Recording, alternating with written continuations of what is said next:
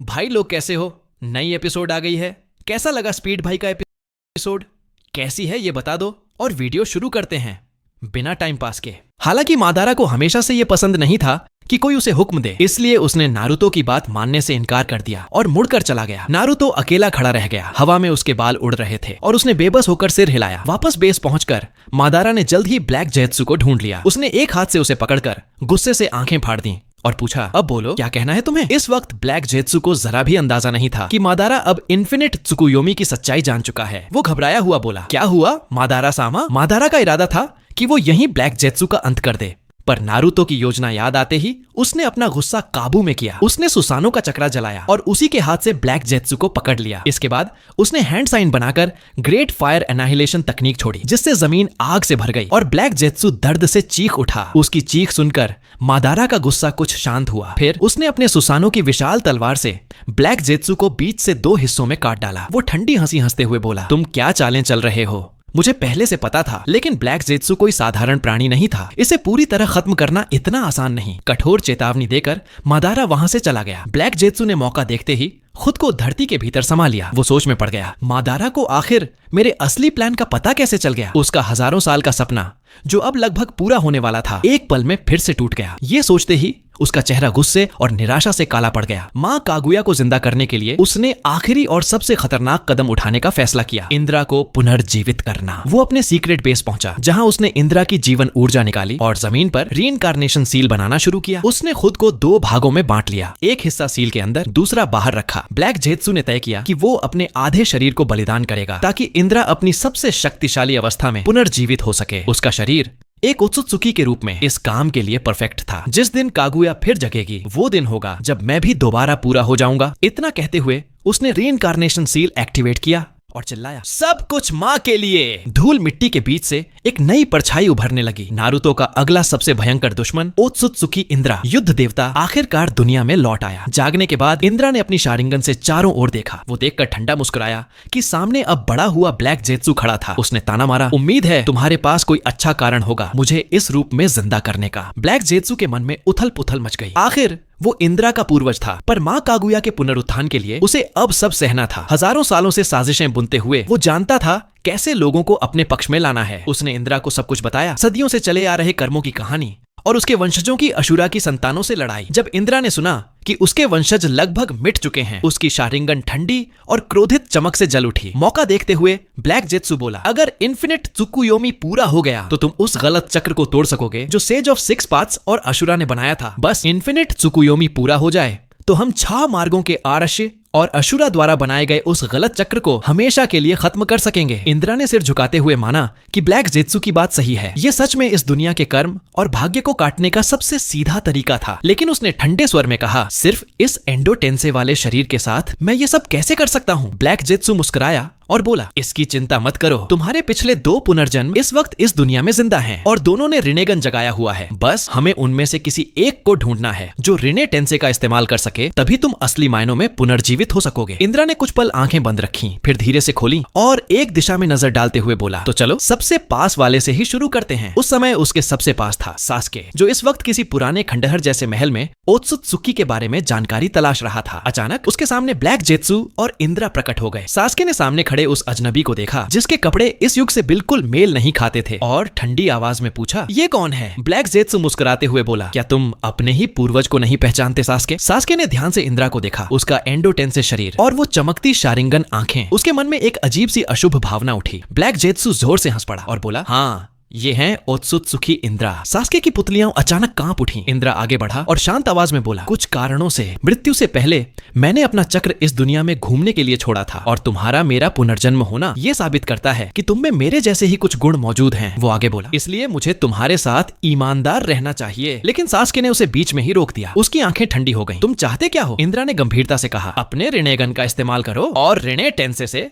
मुझे पुनर्जीवित कर दो। तुम्हारी जो भी अधूरी इच्छाएं हैं मैं सब पूरी कर दूंगा। सास्के ने बिना झिझक तलवार निकाल ली। कुसानागी, तुम्हारी बातें बहुत हो गईं, अब देखते हैं तुम्हारी असली ताकत। इंद्रा उसकी दृढ़ता देखकर थोड़ा चौंक गया। वो मुस्कुराया और बोला, वाकई किस्मत बड़ी मजेदार चीज है। कभी सोचा नहीं था कि एक दिन मुझे अपने ही पुनर्जन्म से लड़ना पड़ेगा। उसकी आंखें बदल गईं। एटर्नल मांगेक्यो शारिंगन में उचिहा कबीले के संस्थापक होने के नाते उसकी आंखें न तो अंधी हुई थीं, न ही किसी ट्रांसप्लांट से आई थीं। वो जन्म से ही एटर्नल मांगेक्यो शारिंगन लिए हुए था। वो बोला, तुम मेरे पुनर्जीवन के बाद पहले हो जिससे मैं लड़ रहा हूँ। उम्मीद है मुझे निराश नहीं करोगे। सास्के बोला, तुम जैसे पुराने जमाने के अवशेषों को अब और इस दुनिया में जगह नहीं है। एक पल में अमेनो तेजिकारा एक्टिवेट हुआ और सास्के हाथ में चिदोरी लिए सीधे इंद्रा के पीछे प्रकट हुआ। पर जो हमला बच पाना लगभग नामुमकिन था, उसे इंद्रा ने अपने सुसानों से ब्लॉक कर दिया। वो मुस्कुराया और बोला, बुरा नहीं, अच्छी आंखें हैं, बस अफसोस तुम्हारे हमलों की आवाज बहुत ज्यादा है। उसके सुसानों की हड्डी जैसी मुट्ठी सीधे सास्के की ओर बढ़ी। सास्के ने भी अपना सुसानो जलाया और दोनों टकरा गए। पास खड़ा ब्लैक जेत्सु ये देखकर हंस पड़ा। वाकई सास्के, तू तब तक नहीं मानेगा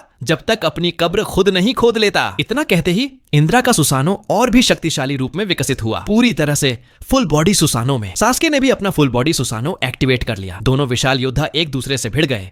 आकाश और पृथ्वी कांप उठे। आखिरकार जब दोनों के सुसानो आमने सामने आकर हाथों को जकड़कर शक्ति की टक्कर में फंस गए, तभी इंद्रा ने अचानक अपनी दाईं आंख खोली और एक्टिवेट किया तोजू म्योहराई। क्षण भर में आसमान से बिजली की एक विशाल धार सीधे सास्के पर गिर पड़ी। यही थी उसकी दाईं आंख की असली शक्ति थी, जो प्राकृतिक जगत की बिजली को अपनी इच्छा से नियंत्रित कर सकती थी। सास्के का सुसानो एक झटके में बिखर गया। उसका फुल बॉडी सुसानो संतुलन खोकर पीछे की ओर झुकने लगा। इंद्रा ने मौका नहीं छोड़ा। उसके सुसानों ने 4 विशाल भुजाएं बना ली। 2 भुजाओं ने गिरते हुए सास्के को जमीन पर दबा दिया और बाकी 2 ने बिजली से लिपटी सुसानो तलवार थाम ली, जो सीधा सास्के के सुसानो के माथे को भेदने वाली थी। सास्के के माथे पर ठंडा पसीना छलक गया। कितनी तेज गति! घबराहट में उसने अपना सुसानो त्याग दिया और अमेनो तेजिकारा से पास की चट्टान से अपनी जगह बदल ली। इंद्रा ने ठंडी हंसी छोड़ी और तुरंत अपनी दाईं आंख से फिर तोजू म्योराई एक्टिवेट किया। आसमान से फिर एक बिजली की गर्जना उतरी, जो सीधा सास्के की ओर बढ़ी। वो बच नहीं पाया। उसने प्रीथापात की शक्ति से बिजली को अवशोषित करने की कोशिश की, पर उसे यह नहीं पता था कि यह प्राकृतिक दुनिया की सच्ची बिजली थी, जिसे रिनेगन से अवशोषित करना असंभव है। वो प्रचंड बिजली का स्तंभ सास्के को घेर गया। उसकी दर्द भरी चीखें गूंज उठीं। पास खड़ा ब्लैक जेत्सु यह देखकर दंग रह गया। हद है, जो सास्के इस दुनिया में सबसे शक्तिशाली शिनोबी में से एक है, वो भी इंद्रा के सामने पूरी तरह दब गया है। धुएं के बीच से अचानक 3 सुसानो तीर निकले, जो सीधा इंद्रा की ओर बढ़े, लेकिन उनसे टकराने से पहले ही इंद्रा ने अपनी अब्जॉर्प्शन टेक्निक से तीनों को रोक लिया। वो हंस पड़ा। सुसानो, ऐसे नहीं चलाते सास्के। इतना कहकर इंद्रा के सुसानो ने दोनों हाथ जोड़ लिए। उसने कहा, क्या तुम्हें पता है, सुसानो भी सेज आर्ट इस्तेमाल कर सकता है। अचानक हवा में मौजूद प्राकृतिक ऊर्जा उफान मारने लगी और आंखों से दिखाई देने वाली तरंगें सीधे इंद्रा के सुसानो के अंदर समाने लगी। उसकी दबदबा इतनी भयानक थी कि सास्के का सुसानो पास तक नहीं आ पाया। वो हैरान रह गया। पूरा वातावरण की नेचुरल एनर्जी सब उसकी ओर खींच रही है। धीरे धीरे इंद्रा का सुसानो रूप बदलने लगा और उसके अंदर एक और प्रबल शक्ति उभर आई। सास्के को यह दृश्य बहुत परिचित लगा। उसे याद आया जब अपने पिछले जन्म में उसने नारुतो से अंतिम युद्ध में सभी 9 टेल्ड बीस्ट की चक्रा अपने सुसानो में भरी थी। उसके चेहरे पर ठंडा पसीना बहने लगा। ये ताकत का अंतर इतना ज्यादा कैसे? इंद्रा के चेहरे पर एक भयावह मुस्कान उभरी, क्योंकि मैं हूँ ओत्सुत्सुकी इंद्रा। इतना कहते ही उसने अपनी सुसानो तलवार को झटका दिया। बिजली की एक प्रचंड धार ने सीधे सास्के की ओर वार किया। कभी जिसे सास्के अपनी सबसे बड़ी ताकत मानता था, वो हमला अब इंद्रा के लिए सिर्फ एक खेल बन चुका था। बिजली का विशाल स्तंभ सास्के के सुसानो को लपेट गया। आसमान तक रोशनी की किरणें उठी। जब धुआं छोटा, सास्के बुरी तरह घायल जमीन पर गिर पड़ा। अगर उसके पास यथा मिरर की ढाल न होती तो शायद उसका शरीर राख बन चुका होता। इंद्रा पास आया, चेहरे पर ठंडा भाव लिए बोला, वाकई मेरे चक्रा द्वारा चुना गया व्यक्ति होने के लायक हो। इतना प्रहार झेलकर भी जिंदा हो। अशुरा के अलावा तुम दूसरे हो जिसने ये किया। जैसे ही सास्के ने आखिरी बची चक्रा से चिबाकू टेंसेई बनाने की तैयारी की, अचानक उसके शरीर पर काला तरल फैलने लगा। असल में बहुत पहले जब सास्के ने हाशिरामा की कोशिकाएं अपने अंदर प्रत्यारोपित की थीं, तो बेहोशी की हालत में ब्लैक जेत्सु ने उसके शरीर में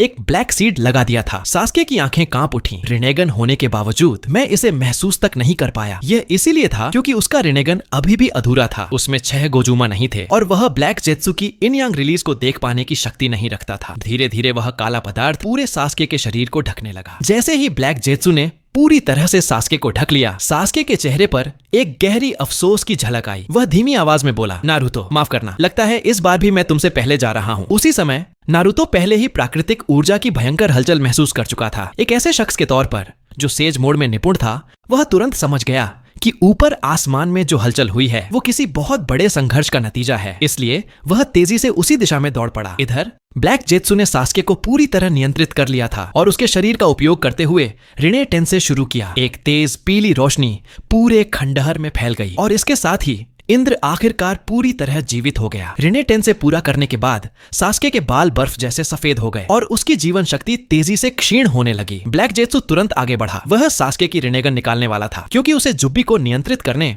और इन्फिनिट त्सुकियोमी चलाने के लिए रिनेगन की ताकत चाहिए थी, लेकिन इंद्र ने उसे रोक दिया। इसकी जरूरत नहीं, किसी साधारण पुनर्जन्मी की आंखें मुझे नहीं चाहिए। जब मैं और अशुरा की शक्ति मिलाएंगे तो अपनी स्वयं की रिनेगन उत्पन्न कर लूंगा। ब्लैक जेत्सु हैरान रह गया। क्या तुम्हें अशुरा के शरीर का ठिकाना पता है? इंद्र मुस्कुराया लेकिन कुछ नहीं बोला। उसे अब महसूस हो चुका था, एक अपरिचित लेकिन बेहद ताकतवर चक्र तेजी से उनकी ओर बढ़ रहा है। उस ऊर्जा से उसे थोड़ा भय भी महसूस हुआ। ब्लैक जेत्सु ने अनुमान लगाया, क्या वो नारुतो है, अशुरा का पुनर्जन्म, आज की दुनिया का सबसे ताकतवर शिनोबी। इंद्र हल्की मुस्कान के साथ बोला, दिलचस्प, लेकिन मैं अभी उससे नहीं मिलूंगा, पहले मुझे एक और काम करना है। इतना कहकर वह और ब्लैक जेत्सु वहां से गायब हो गए। कुछ मिनट बाद नारुतो वहां पहुंचा और जमीन पर पड़े अंतिम सांसें ले रहे सास्के को देखकर तुरंत उसकी ओर भागा। वह उसे गोद में उठाकर चिल्लाया, सास्के क्या हुआ, किसने किया ये सब? सास्के ने मुश्किल से 5 शब्द निकाले, ब्लैक जेत्सु। इंद्र। नारुतो की आंखें फैल गईं। उसका रिनेगन चक्रा सेंस कांप उठा। क्या ब्लैक जेत्सु ने इंद्र को पुनर्जीवित कर दिया? सास्के के सफेद बाल देखकर नारुतो समझ गया कि उसने रिने टेंसे किया है। बिना समय गंवाए उसने सास्के को जमीन पर लेटाया, दोनों हाथ उसके सीने पर रखे और चियो बाबा की जीवन पुनर्जन्म जुत्सु शुरू कर दी। उसकी जीवन शक्ति सास्के के शरीर में बहने लगी। कुरामा चिंतित होकर गरजा, नारुतो रुक जा, तू मर जाएगा। लेकिन नारुतो ने नहीं सुना। उसकी आंखों में सिर्फ एक बात थी, पिछली जिंदगी में सास्के ने मुझे मौत से बचाया था, अगर आज मैं उसे नहीं बचा सका तो मेरा जीना बेकार है। कुरामा चुप हो गया। उसे पता था नारुतो जैसा बेवकूफ अपने साथी को कभी नहीं छोड़ेगा। धीरे धीरे दोनों की चेतना एक धुंधली जगह में पहुंच गई, एक पीली रोशनी से भरा शून्य स्थान जहां वे पहले भी मिल चुके थे, वहीं जहां उन्होंने पहली बार 6 पाथ सेज को देखा था। बस यहीं तक थी वीडियो गाइस। वीडियो कैसी लग रही है ये बता दो। आप लोग बोल रहे थे बहुत स्लो हो गया है, अब बताओ कैसी लगी स्पीड। लाइक और सब्सक्राइब कर दो भाइयों। बाकी मिलते हैं नेक्स्ट वीडियो में।